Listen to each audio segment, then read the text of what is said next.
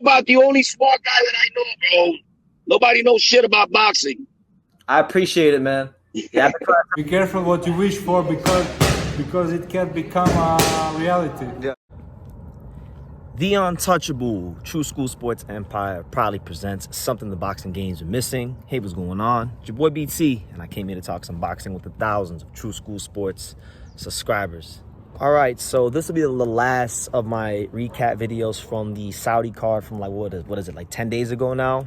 Because we got to do some catching up here on True School Sports. But by the way, guys, if there's anything that I haven't talked about yet that you wanted to hear me talk about, let me know in the comments, because there's a lot going on right now, and I could use your guys' help. So if there's any video suggestions you guys have, drop it down below in the comments. But in this particular video, I wanted to discuss Hamzah Sheeraz and Austin Ammo Williams, because this is a very talked about fight. This is a fight where, you know, you had two guys that have been moved very, very well by their promoters. You know, Ammo Williams, he was signed straight out of the amateurs from Eddie Hearn and was highly touted and those kind of things. And Sheeraz wasn't quite as highly touted as Ammo coming out the amateurs, but he's built a good buzz for himself in the UK. And he's been training down here in the States at 10 Goose Boxing Gym with Ricky Funes and all them. And he's been doing his thing, you know. And so it was a great fight stylistically. On paper, you had a southpaw swarmer who can punch versus a taller pressure fighter who has some versatility, who can punch as well. So there was a lot of guys bringing some great attributes to the table in this fight. And, you know, Ammo had Sheeraz hurt a couple times. He had him buzzed a couple times. He was able to get his attention more than his fair share of times in this fight. You know, I thought when Ammo kept his punches straight and down the middle, particularly I think it was the second round, he landed a great straight left hand down the middle, and he buzzed and he hurt Sheeraz.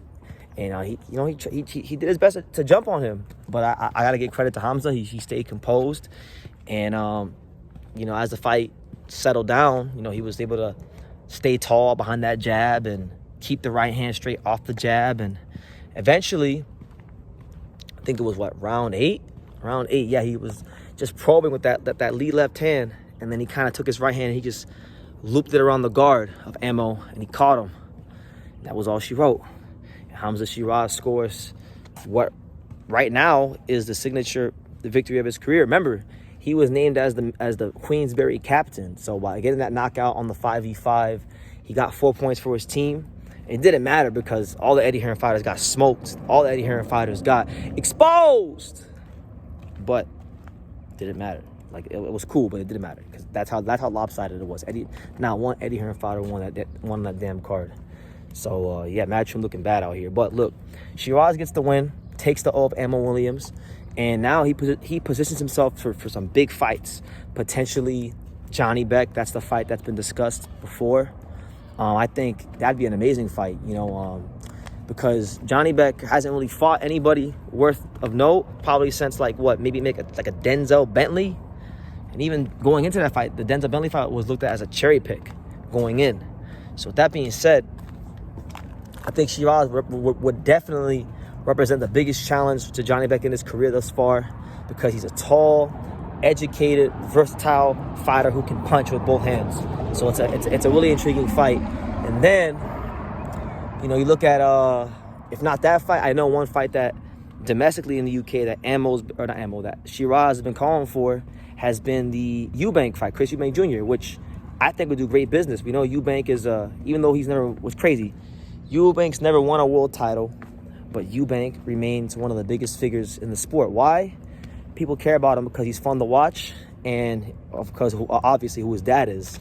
So Chris Eubank Jr. versus Sheeraz, I think would be a fun fight as well, because you would have a tall, educated, I would say boxer puncher in Hamzah Sheeraz taking on a guy in Eubank who I think is probably one of the most athletic fighters coming out of the UK, and he's also very explosive. One thing about Eubank Jr. you can never say, when he's in that ring, he's got balls, man. He's got guts. He's got a lot of gumption about him. He doesn't fold in the big moments, you know. As far as like when a guy has him hurt and he's about to, you know, he's on the verge of getting, you know, he's never been stopped. He's durable. He's athletic. He's fun to watch. He's always down for a good fight. So I think domestically in the UK, that fight's an amazing fight. So I'm sure Frank Warren and Queensberry and the fine folks there will probably try to go ahead and get that done. And as for Ammo Williams, I mean, look, it wasn't a bad performance. It's just that I think defensively he had a lapse, and he paid for it. And at this level, at this high world-class championship level, you know, when you make defensive laps like that against another, you know, equally skilled fighter, you pay for it. So a loss isn't a death sentence. You know, we've seen it in the Daniel Dubois, Philip Hergovich fight, unfortunately, to my dismay, that a guy who loses once or twice can come back and can still win. You can learn from a loss.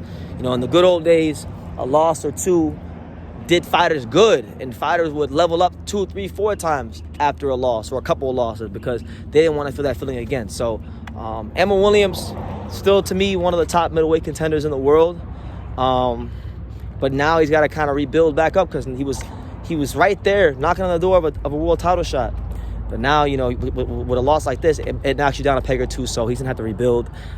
Personally, I would like to see Emma Williams fight Ian Green, the Don King middleweight who just won over the weekend. He fought, what was the guy's name he fought? I'm drawing a blank, but he fought this one guy from Ohio on the Don King show in South Florida this past weekend. And it was a tough fight. He barely won the fight. It was a fight he shouldn't have really been that close, but you know, it's boxing. Anything happens. But that's a fight I know he's always wanted. I feel like they're both ranked highly in the WBA. Hopefully they go that route. But if not, there's plenty of good fights out there for Emma Williams, and I think he's still going to be a player in the middleweight division. But the Hamzah Sheeraz, to me, he's been doing his thing. I've been keeping tabs on him, but to me, the Emma Williams win is the signature win of his career, and he's ready for a big fight next. So I hope Queensberry gives it to him. So let me know what you guys think. What did you guys think about Sheeraz and Ammo? Leave your comments down below.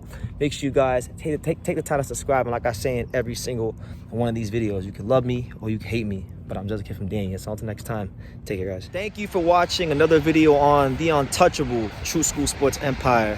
I'm at the Boxing Hall of Fame out here in Canterbury, New York.